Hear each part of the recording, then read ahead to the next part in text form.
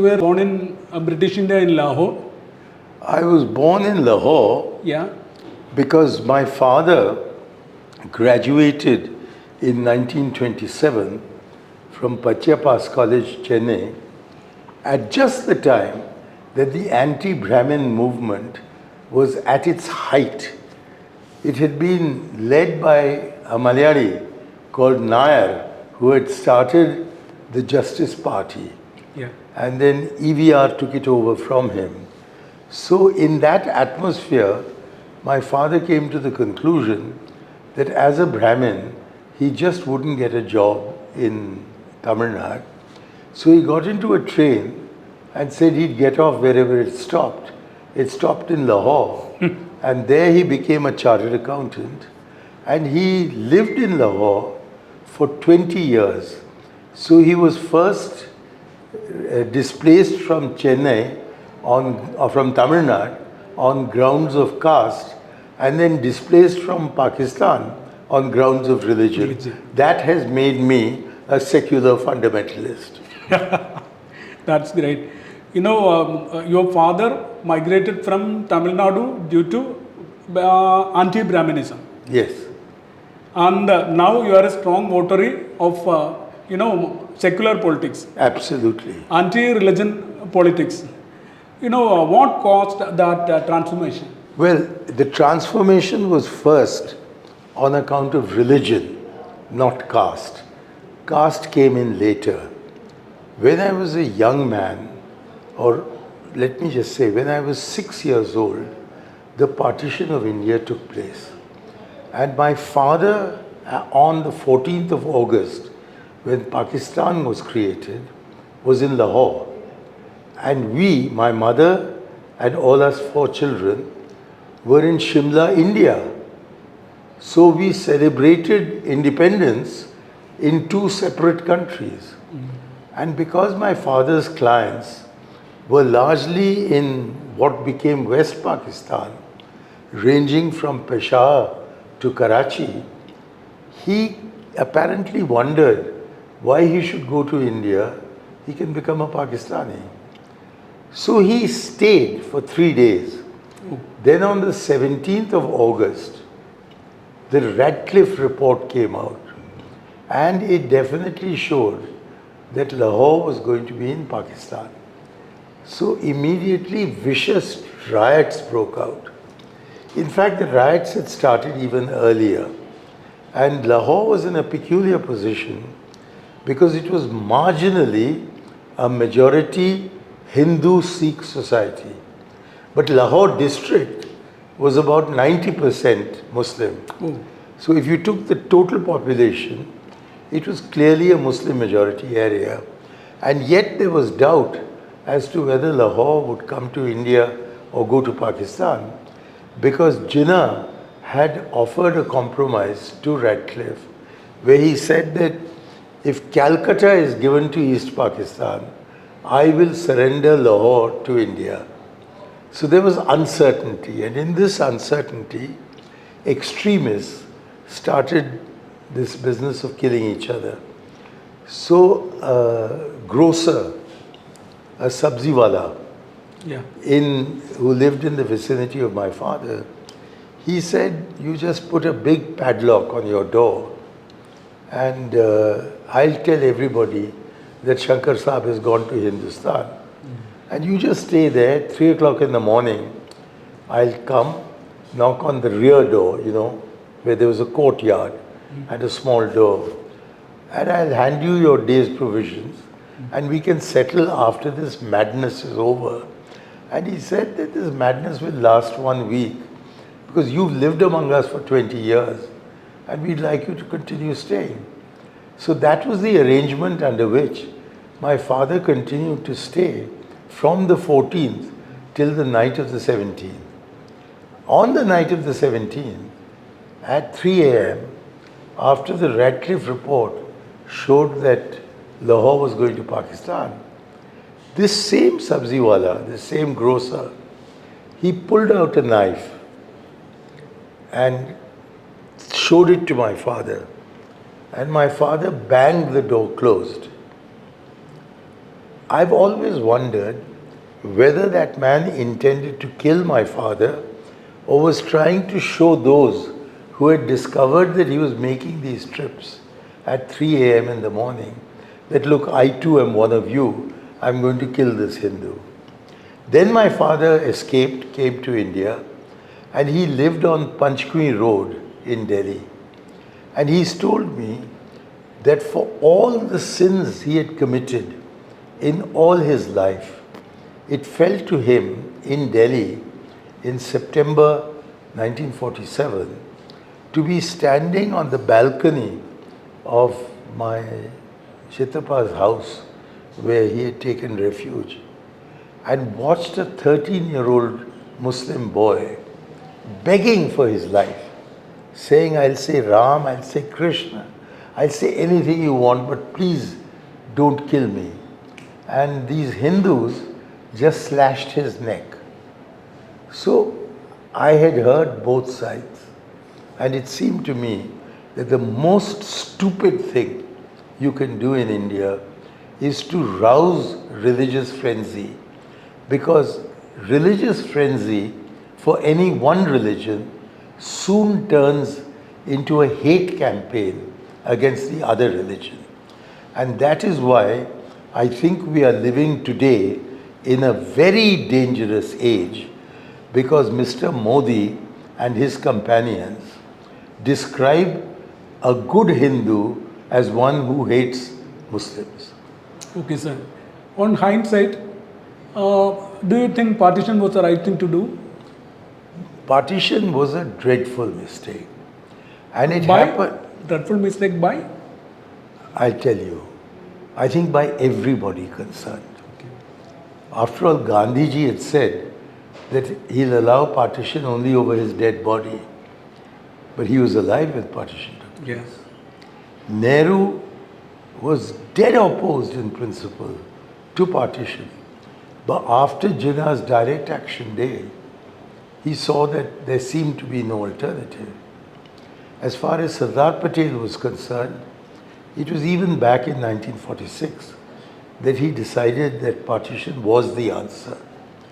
And the British then discovered that they could play off the Congress and the Muslim League by making the partition of India the price that India would have to pay for its independence.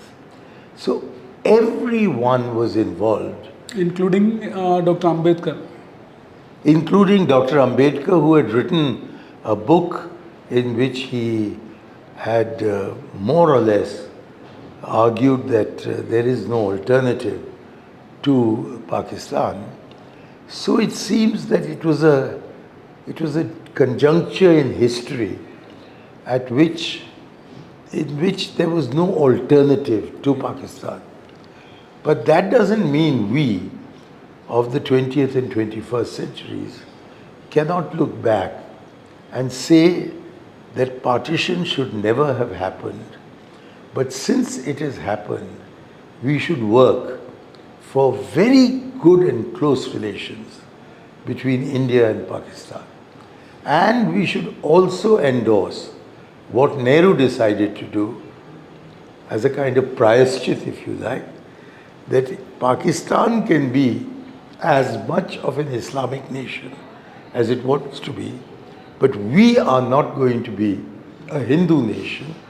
We will have a secular state. After Modi came to power in 2014, there was a time when you were reviled for a statement you made in Lahore, I think, that, all should help to bring down Modi. Did you actually make that statement, soliciting the support of Pakistan?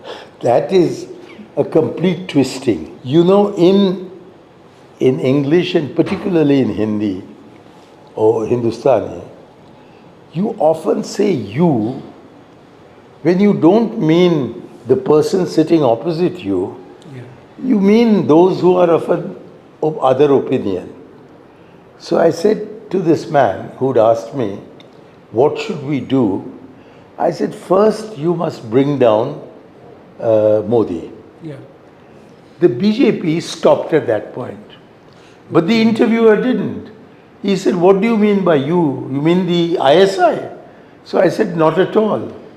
It is we who have to bring down Modi, and we'll do it in 4 years from now when the next election takes place. Okay. Now you cut out all this and say that Shankar Aiyar is conducting a conspiracy to take out a supari on me to kill me. This is exactly what Modi has said. The man is a liar. Yeah. And he talks this mafia language. Would you ever say supari? It's only gangsters who say that. And yet he proudly says that Shankar is trying to run a conspiracy against me because he's asked the Pakistanis to take out a conspiracy on me. This is rubbish. Yeah. It's total rubbish. But rubbish is what characterizes Modi and Shah. They have dragged Indian politics down to the dregs, and unfortunately, no one is doing anything to really oppose them. You can see that in the Delhi result, Yeah. which is just coming out as we talk. Sir, what actually happened in Delhi? I know you are living in Delhi. Am I right, sir? Yeah, I do live in Delhi. What actually went wrong, sir, there? Well, in my view, we made a huge strategic mistake in taking on both the Aam Aadmi Party and the BJP. The result is we've got no seats. But we have destroyed the opportunity of preventing the BJP from consolidating its gains in assembly elections since their setback in June 2024. We made the mistake in Haryana. We made the mistake once again in Delhi.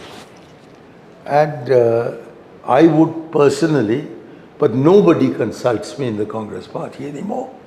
I would personally have very strongly advocated that in the name of the India Alliance, we should have gone into the Delhi elections along with the Aam Aadmi Party. Because our priority must not be to defeat subordinate regional parties. Our objective, strategic objective, should be to defeat the BJP. Because it's only the BJP that is challenging the Gandhi-Nehru idea of India. And therefore to save the identity of India, to save the India for which we fought for freedom, not the wretched RSS or the Hindu Mahasabha. It's we who fought for freedom. We should realize that there is only one enemy in Indian politics. I'm not saying there's only one opposition in Indian politics. I'm saying there's only one Indian enemy, and that is the BJP. So we should be ensuring that they get defeated.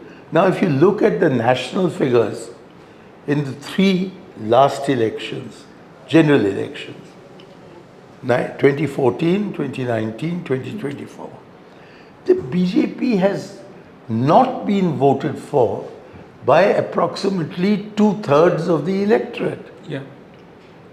So if we the obvious answer is put the 2/3 together, not perhaps all of them, but as many as you can. And the BJP is finished tomorrow. And the idea of India is saved. So why don't we do it? I don't understand. But as I've had to emphasize to you, I have been completely marginalized in the Congress party, and therefore I have no opportunity to convey my message to the leadership except through interviews like this. But I don't know whether they'll see it, and even if they see it, I don't believe they'll change their ways. Not just you, sir, but several leaders like you were sidelined. So say a report. Even Ghulam Nabi Azad ji had to break away from the party. I am not like these others. They have found their answers by going to the BJP, by going to the Aam Aadmi Party, by going into their own parties. But I am a congressman because I am a Nehruvian. And no other political party in India is based on the Nehruvian view of India and the world. And so I have no intention whatsoever of leaving the Congress. At the same time, I know that the Congress leadership just does not like me, and therefore I remain in the party unless, of course, they expel me. Then, of course, I can't do anything about it. But I want to remain a congressman even if I have no future, no political future in the Congress party. The Congress party has been very good to me for 33 years. But they have now abandoned me. That's the churning of politics. I take it in my stride. But I do want to use the media to be able to express my views as a congressman, not as somebody who is a spokesman of the Congress. Yes. Don't the current leadership want to speak to you? Nobody wants to speak to me. So you have been cut off from the leadership? Completely. Oh. Completely.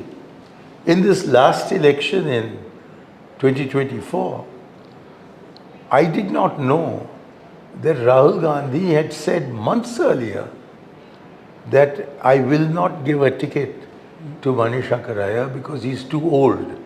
Okay. So when I got a call to say that Stalin had told N. Ram of the Hindu that the way was now open for me to again contest from Mailadurai, I rushed to Mailadurai.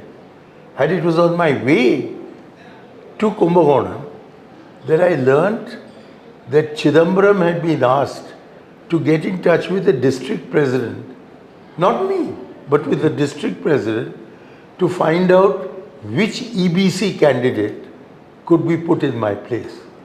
Now, I am not an EBC, but I have never seen Kumbakonam voting for a caste. Okay. It votes for politics, it votes for parties, it votes for symbols, it votes for programs, it even sometimes votes for individuals, but it never votes for caste. So I was stunned that caste was being introduced into the Mailadurai constituency, which is a totally cosmopolitan constituency. The single largest segment are the Dalits. The Vanniyars, who are the EBC, are a small segment of the population because the bulk of them are Mukkalaturs, who are OBCs. The Brahmins are about 2% of the population. Maybe in Kumbakonam town they may be 3%. But in the constituency they are 2%. And nobody ever voted for me or against me because of my caste background. And when I fought the election in 1991, Yeah. at that time the Dravidar Kazhagam had issued orders to all its cadre that you must always be armed with a katrikol, with a pair of scissors, so that when you see the sacred thread of a Brahmin, you should cut off the thread. So in my election meetings, I used to take off my shirt and invite the DK to come and cut my sacred thread, saying I don't wear a sacred thread. And I used to tell the audience that in your village, you please get the biggest patram, the biggest container, and make chicken curry there, and invite my DMK opponent and me, and let's see who eats more chicken curry. So I denied my Brahmin identity. And that is how I got elected. Okay. I got elected 3 times. I served the constituency for 15 years. And then when I was made a nominated member of the Rajya Sabha, I just decided that all my MP funds and all my political activity would be confined to Mailadurai. So for 21 years, I served that place, and I'm told I'm too old. Do you think I'm too old? Not at all. Would I be this enthusiastic if I was too old? Is old determined by the calendar, or is old determined by the head and the heart? So I'm very angry that this has been done, but nevertheless, even if I'm completely ostracized in the Congress party, I will remain in the Congress party unless I'm kicked out. So, is there a kind of a personal grudge or enmity against you in the Congress leadership? No, I think Rahul Gandhi wants his own generation. Okay. And his own generation are those below 60. I was a very close associate of his father's. Yeah. So he looks upon me as Jurassic Park. There's somebody, a dinosaur from the distant 80s. And I think that's why he doesn't care for me. And I don't know whether he doesn't care for me personally, but politically, he doesn't think I'm relevant. And that's his right after all. He is the leader of the party. Jawaharlal Nehru is being relentlessly attacked nowadays by the BJP. Well, that is why I want to remain as a Nehruvian in the Congress party. Certainly, all the time I worked with Rajiv Gandhi, I was repeatedly invoking Nehru in the speeches I was drafting for Rajiv. And Rajiv was fundamentally a Nehruvian. So that is why I came into politics. I came into politics because I thought I could contribute to restoring a Nehruvian India.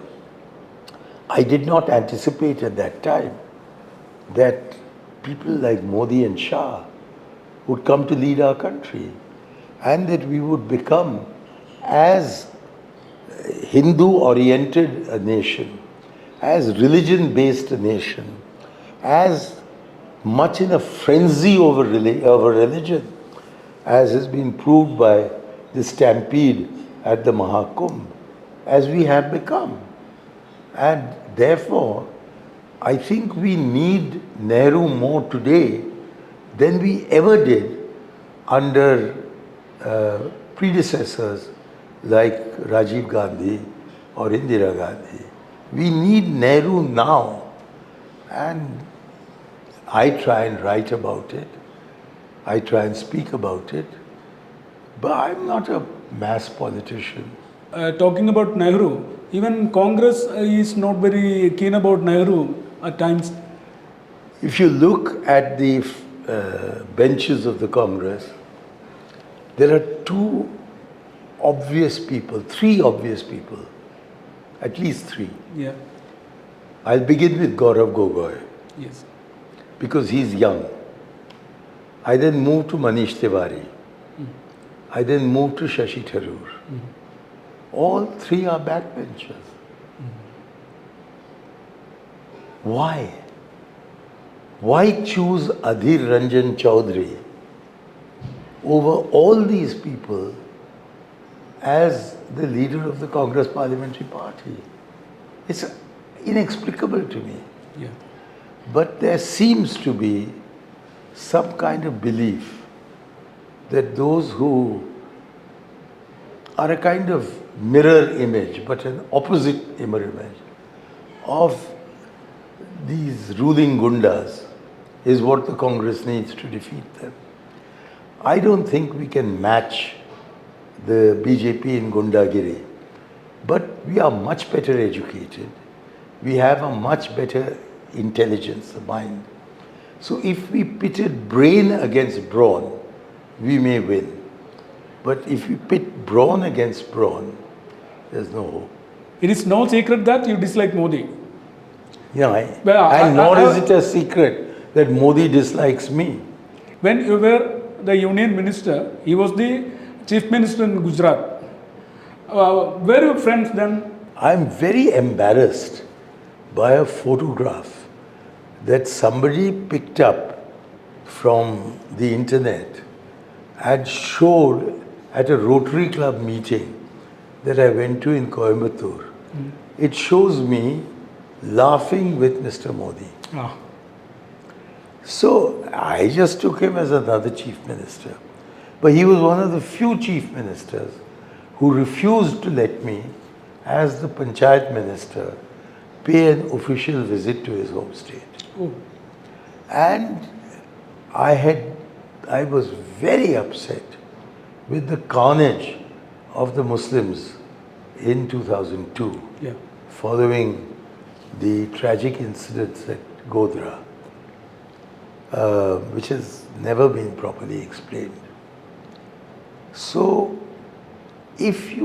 but I firmly believe that the fundamental truth of Indian politics is that our unity is based in diversity. If there is any diminution of diversity, it diminishes unity. Yeah. We cannot have unity through uniformity. And yet, the Modi and his government seem determined to impose uniformity upon this diverse country. And that is, I think, a fundamental mistake with very dangerous implications. And there seems to be no understanding in Delhi of the extent of apprehension in the southern states and in Maharashtra about the census that is going to come out in 2026. Yeah. Because the southern states have not only reduced their population growth below the fertility rate, Tamil Nadu is at 1.5 Yeah. and the replacement rate is 2.1. And I read in the newspapers from a DMK spokesman that for every rupee that Tamil Nadu provides to the central exchequer, it gets in return approximately 60 paise. Whereas Bihar, for every rupee it contributes to the central exchequer, it gets about 3.6 rupees in return. Now, we are willing to accept this, but we cannot accept being punished for our virtues. Yeah. And we will be punished for our virtues if on the basis of one man, one vote, it is decided to substantially reduce the number of seats in Parliament from the South and the West to favor the North, which essentially means the two virtually failed states of Bihar and Uttar Pradesh. Yeah. So that is the kind of serious problem that we need to be thinking about now, and where intensive consultation should be held between Delhi and Chennai, between Delhi and Hyderabad, between Delhi and Trivandrum. Has any such dialogue been started? You were one of the persons who began that Panchayat Raj revolution in India with Rajiv Gandhi as the Prime Minister. In these 25 years, what has happened in India due to that? It's not 25 years, Yeah. it's nearer 30 years. 30 years. Yes. Because we passed the constitution amendments in 1992 December. Okay. I would say that especially under Thomas Isaac, Kerala very quickly rose to the top. Yeah. And Vijayanand had a great deal to do with that. As also the encouragement that Panchayati Raj got from both sides, from the left front as well as the United Front. So Kerala perhaps today is at position number 1 Yeah. and has held it for 3 decades. But every now and then Karnataka overtakes Kerala. Yeah. And every now and then Kerala overtakes Karnataka. So these are the two leaders of Panchayati Raj. And they have set an example. The result is that in all states of India and all the union territories, there has been progress towards effective Panchayati Raj. But it is much slower in some states and used to be very fast in the other states. CAA has been implemented, Citizen Amendment has been implemented, Article 370 has been removed, the Ram Temple has been inaugurated. So some of the biggest things in the manifesto of BJP have been completed. It'd be terrible. That's why the CAA was frightening, because it introduced religion into determining who could reside in India. Yeah. And therefore, the implication was that if we have a national register of citizens, we will ask harsher questions of the minorities before registering them than we will of the majority community, or indeed any other non-Muslim minority community. And that was what the trouble back in 2012 was about. But now CAA is being implemented, but the real problem of refugees is not with people of Indian origin or the Hindu faith. It's of the Rohingya who are not covered by the CAA. And therefore these Muslims are being very badly treated. And so communalism has been introduced into our legislation. So India is becoming a kind of pale imitation of Pakistan. Is that why we became independent? Did we become independent to become a secular nation or to become a Hindu Raj? That is the fundamental question. And in order to stop this drift towards the Hindu Raj and the Hindutva philosophy, I think we should do our best to bring together all the opposition parties, the secular parties, on a one-point program, which is to overthrow Mr. Modi and his philosophy. But if you get distracted into other things, as we seem to have been, then I think the future looks very bleak. Maybe I'm not right. This bad luck to wade into controversies. Now, are your words being twisted, or are you making such statements deliberately? I'm only saying what is in my mind. The controversy is not made by me. It is made by the BJP and then my enemies in the Congress, and I see there are many, pick up the BJP line and convert it into a controversy of the Congress party. That niche remark was used against you by some congressmen even. That's true. And that is what has been responsible for my alienation. Oh. Do you know that, I'm never given an opportunity by the Congress party leadership to explain my point of view. Action is taken. The spokesman, I'm suspended. The spokesman announces that Shankar Aiyar does not represent the Congress in any capacity whatsoever. What is this? Did you ask me? So you are not given a chance to explain yourself? Never. Never. And that used to be my grouse. Now I've got used to it. I know that I can't change the methods of the leadership, so I accept it. Sir, Congress is at a kind of crossroads. Do you think the current leadership has the capacity to lead Congress to further heights? I don't. The Congress has got the Gandhi family written into its DNA. Yeah.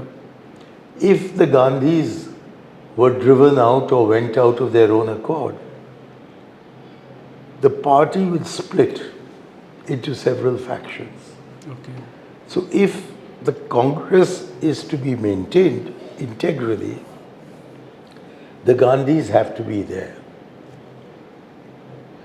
And therefore, at the end of the day, when Sonia Gandhi demonstrated that despite being Italian born, Yeah. after the 2004 election, when we had only got 140 seats, she was like a magnet attracting the iron shavings of the different political parties. What we need is a leadership that attracts the other parties. And that is something that appears to be lacking today. Whereas making the India alliance a really solid bloc with a sense of identity, with a sense of purpose, which should be task number one, seems to be getting abandoned. And that makes the future very bleak. But the formula is very easy. In 3 general elections, the BJP has never been able to get more than approximately 1/3 of the vote. So the other 2/3, if they are brought together, mathematics, not chemistry, will determine the outcome. And of course, if you add chemistry into it, then we can perhaps restore the idea of India. We can restore the India of Gandhi and Modi, and we can end Gandhi and Nehru, and we can end this India of Savarkar and Modi. That is what I would say, I'm a nobody to say it, but I would say it should be the strategic objective of the Congress party on this day, the 7th of February, 8th of February, 2025. Thank you, sir. Thank you.